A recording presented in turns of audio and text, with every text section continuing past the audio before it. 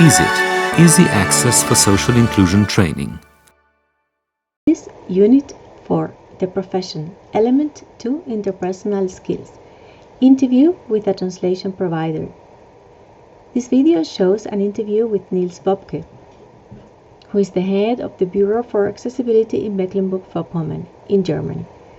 This organization belongs to Lebenshilfe-Werk Hagenau, which is an organization that supports persons with disabilities. In this interview, Mr. Wöbke talks about the changes and expansion that the demand for easy-to-read services have experienced in the past years. He explains in the interview the different approaches in the creation and validation of easy-to-understand content in Germany.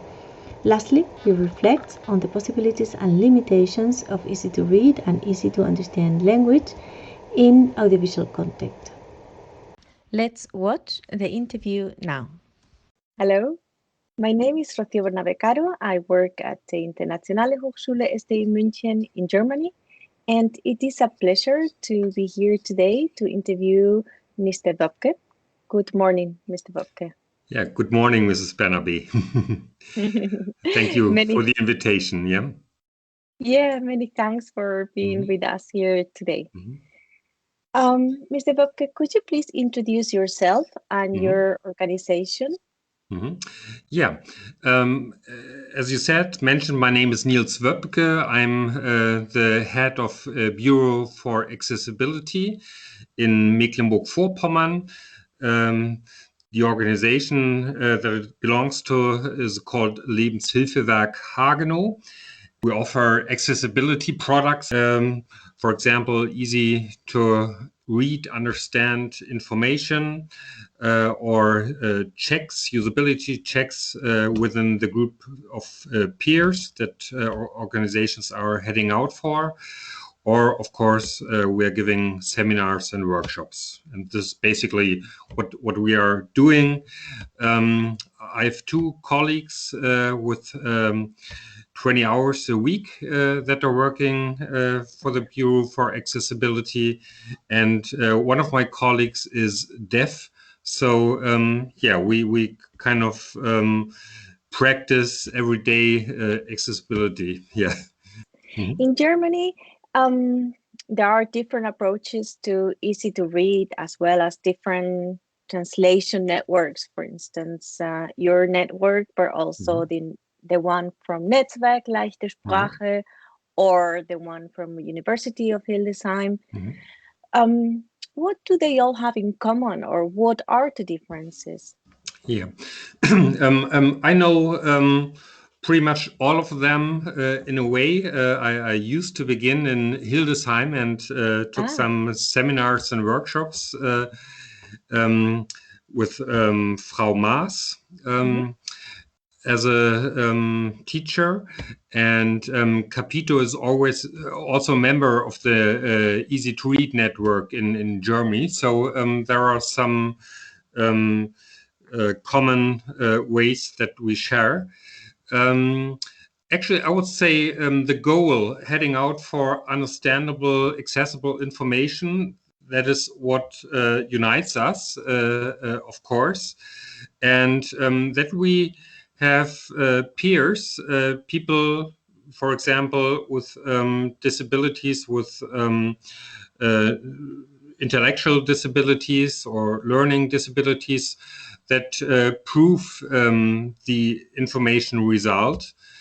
So we actually get transparent information, what they understand and what they do not understand. And of course, there are so many rules that you may or should be obliged to. And I would say most of them are common. What maybe not divides us, of course, but would be a different approach is that within the Capito network, we offer different language steps, competence levels, you could translate it in easy language, in plain language, and up to sort of citizen language from the A1 to B1 European language level. And we are getting into different products, information products, not only the written paper, but also digital information and films and movies. So the variety maybe is a little bit more widened. Actually, I'm informed a little bit via social network, and I know that many colleagues are going in that field too. So actually, I would say we are one broadened group. Okay. You mentioned having now more work also in audiovisual context for audiovisual products. And as you know, ESIT, we focus on accessible audiovisual content. Can you tell us about this shift or this change in the demand? Yeah, I think as the whole society is shifting more from written paper to, of course, digital approaches, maybe TV or via smartphone. The demands have changed within the last, of course, 10 years, I would say. There are so many people who can't read that fluently or within the letters and sentences. So they would have to hear, for example. And the digital devices encourage them and show them ways to handle that. As I would say, the most important step to differentiate what people need or are used to, and not only to offer one product, but of course a variety for products in order to adapt the environment that the behavior of the people is kind of normal and used to. Yeah, so more like creating products that can be personalized, like that offer different options and right. Like one example could be like within our Capito network, we have the Capito app, and what the users can decide is in what language level they would read it. Would like to read it. Of course, integrated picture production is there included, or if they would like to get the information access via sign language or in an audio way with MP3 products. So I think this would be one example how you can reach people. Yeah, of course. I think it's what you say as well. Technology is allowing us to offer more, and at the same time, we're all having better skills about how to use these products. Allow me to go back to one point you mentioned before about this digital product. What if you say there are more audiovisual content, more digital content now that are accessible in easy to read or easy to understand? What genres are the most common, like news or TV series, or where is the demand coming from? I'm working in the field of people with intellectual disabilities and in the field of education somehow and giving assistance within my organization. I certainly would say information. Politics is one example where we are active in, and we see that if you offer seminars, workshop, and information, people are mostly very glad to talk and communicate about these topics. And of course, these are information where they have a better assist in live participation. Like when they would go shopping, they need information too in everyday life. But then also the working skills, working information for safety reasons or in the topic in the field, maybe in order to handle a machine or work in a restaurant and service information in order to participate in the labor market. Okay. I see a similar development in Spain. I think there's a lot of creation of easy to read or easy to understand content in the field of politics and for example, voting. How do I vote? Do I have the right to vote? And this is everything and education, as you say, as well. Are audiovisual products in these cases a help, or do you think that print is, even if it is digital print, is like a web page, more useful for the target audiences of easy to read, or a combination? Mostly I would always say probably the combination of all approaches, but I think your approach is very future orientated, and people and you should develop it, as you probably do, within the target groups. I would say within my experience, this is quite a challenge. But of course, you can train it, and you should offer workshops to experience that. Mostly, what we are doing is to combine the easy texts and information with workshops in order to assist and discuss. And I would say this would be the most challenge, probably, to include these 2 or 3 activities within one move in order to obtain information. And also at last to influence the pace, the speed of the information. Like so some people who are blind have a very fast hearing, and other people maybe would need 40 words in a minute. In order to obtain the information. Yes, because now we're talking a bit about the creation process. Is the creation process of printed material the same as when you create audiovisual content like subtitles or audio descriptions, or in general? I would say so, because when you have a printed product, you create the visualization. So it encouraged the understanding.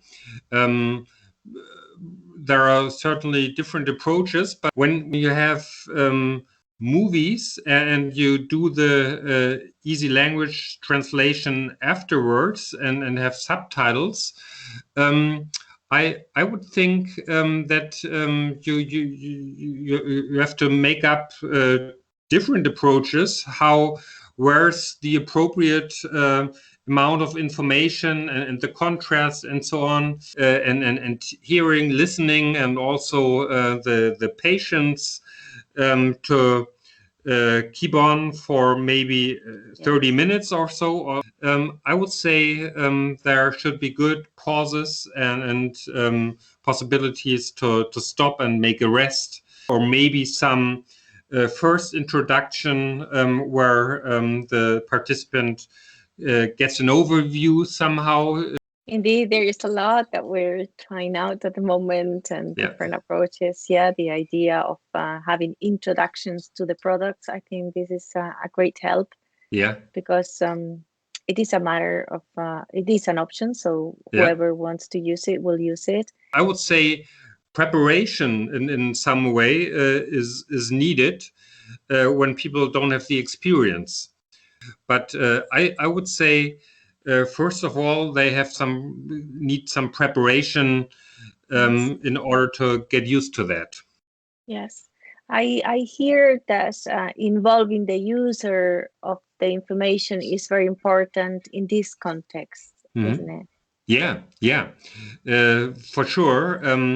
When you want to create the product, you would need some information and some feedback from the experiences so far in order to make the product, if it's possible.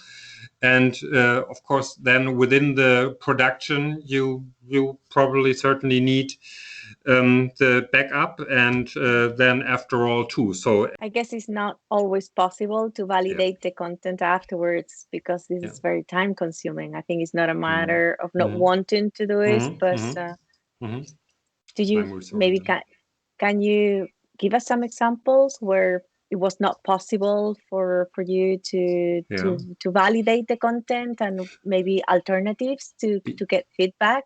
Yeah.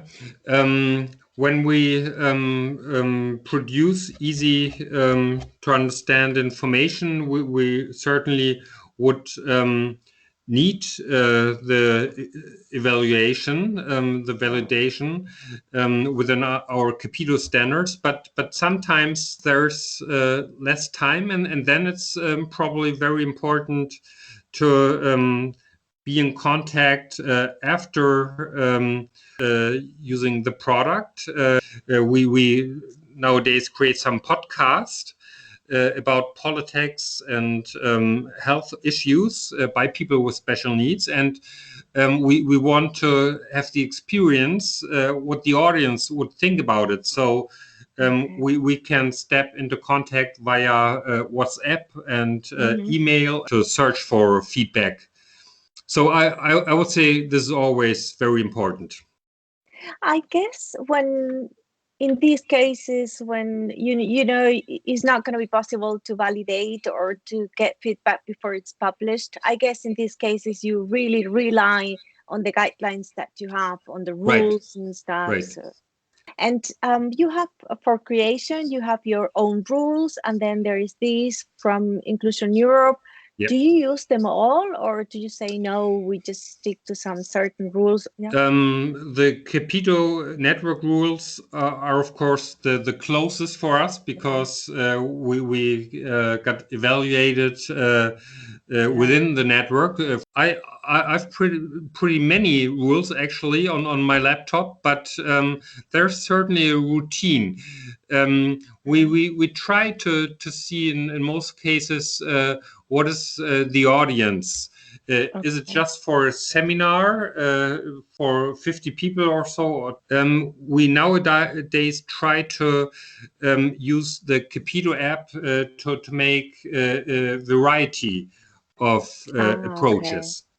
Okay, so you have different versions from the beginning in different levels. Right. We somehow try to figure what is the most common language level in order to be still somehow included for some more people. Yes, I think this is one is going to be one of the main points in the future as well, which type of simplification to use, because plain language includes more people. But at the same time, it might exclude some other groups. So I think this is going to be in the future some sort of, there has to be a development, either a fusion of both or as you say, clear cut and say, okay, down to here to the simplification level, you're including that many users and starting there then. Right. These other users. Yeah. We see that, of course, sign language has to be offered. Then, of course, to have accessible documents for screen reader, and also easy to read and plain language. Both would be helpful. We have quite some people with intellectual disabilities who I would say are better informed about politics. So they might need cooking recipes in easy language, but might be able to follow up, catch up in plain language. So I would say, and the same with me. I like politics and cooking, but in technical skills, I'm very bad. So actually, I need some easy information on that. Yes, I understand. This is the advantage of writing in a more simple way, is that you reach everybody, because we all, as you say, we all have our specialized fields, Yeah. and then we have all these other fields where Right. we really need support. Yeah, right. And the view in the future might be within the Capito network.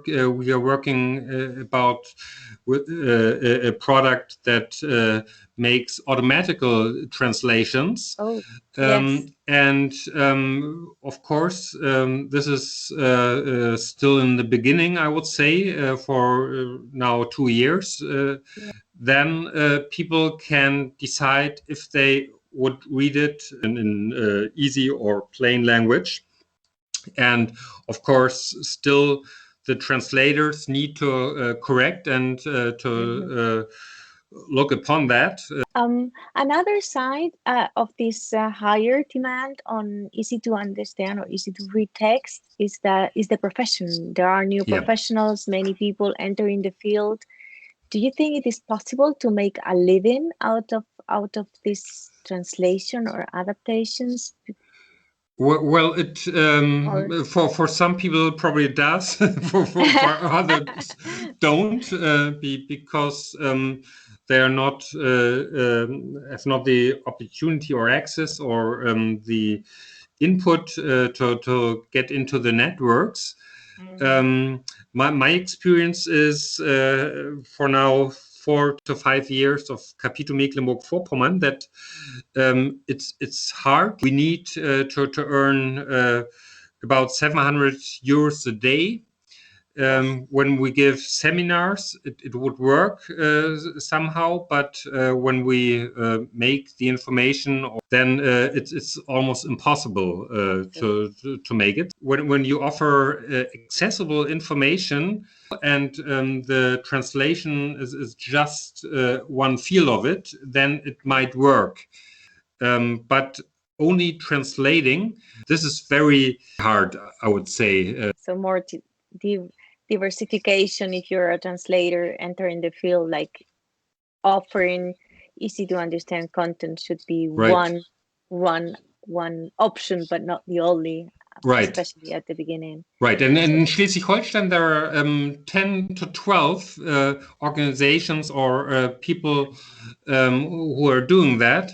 In Mecklenburg-Vorpommern, we are pretty much alone. For us, in some cases, it's more convenient, and then of course we are in a network. Yeah. So maybe to finish up, what's your advice for people entering the field of writing in easy to read language and creating maybe subtitles also in audiovisual context? What is your advice for them? What skills should they have? What sort of preparation should they undergo? I would say, first of all, it's important to have a good education, of course, like in Hildesheim. This probably helps a lot to be more diverse in your offer, in your variety. You have to be a good networker, of course, I would say, in order to get into different fields. You need approaches, I would say, into fields that easy language is not yet. Yes. Different fields like within the government, within like the media production, within tourism, because the need is everywhere. I would say, but you have you need a good network and marketing to get in there. I think you need a good field where of course the demand is high, where you can earn money, and probably also to work together with foundations, and would be able to pay for that. in a better way than the market would offer. Yes. Well, then, thank you very much for Yeah. all these huge Yeah. knowledge that Yeah. you're sharing with us today. Maybe one last question. What's the development you foresee in the field in the next 10 years? Yeah, I would certainly believe within the automatical translations because yeah, there are quite some investments in that field, and I would believe it's only a question of material that is needed. Our experience so far with reading a text, making a concept, and so many steps is not that productive. It's not efficient. Yes. The impact is still too slow. You should be more efficient and yeah, get into new fields. Yeah. Well, for sure, it's going to be very interesting. I think in the next years, many things are going to happen. So Yeah. I guess we will be there to see Yeah. what happens. Of course, the most important thing is that the people get access. Thank you so much for being here today and sharing all this with us. Would you Yeah, like to nice add being- anything else? I would say it's important to be together in the whole community and not to divide, but to see us as one group with different specialties. Overall, we want the same. I think this is important. Yeah, that's true. I think those are really great words to finish the interview, because sometimes we do get into these arguments or fights. At the end of the day, what we all actually want to do is provide accessibility. So thanks a lot for these last words. I think they're very important. Thank you, Ms. Bernabé. Thank you very much. This interview has been prepared by Rocío Bernabé Caro and Piero Cavallo from the Internationale Hochschule STI München in Germany. You can reach me at rocio.bernabe@sti-münchen.de. The project EASIT has received funding from the European Commission under the Erasmus Plus Strategic Partnerships for Higher Education Programme, Grant Agreement 2018-1 ES01 KA203 05275. The European Commission's support for the production of this publication does not constitute an endorsement of the contents, which reflect the views only of the authors, and the Commission cannot be held responsible for any use which may be made of the information contained therein. This work is licensed under a Creative Commons Attribution, Share Alike 4.0 International License. Partners of the EASIT project: Universitat Autónoma de Barcelona, Università degli Studi di Trieste, Universidade de Vigo, Stiftung Universität Hildesheim, SDI München, Dyslexie Verbundet, Radio Televizija Slovenija, Zavod RISA.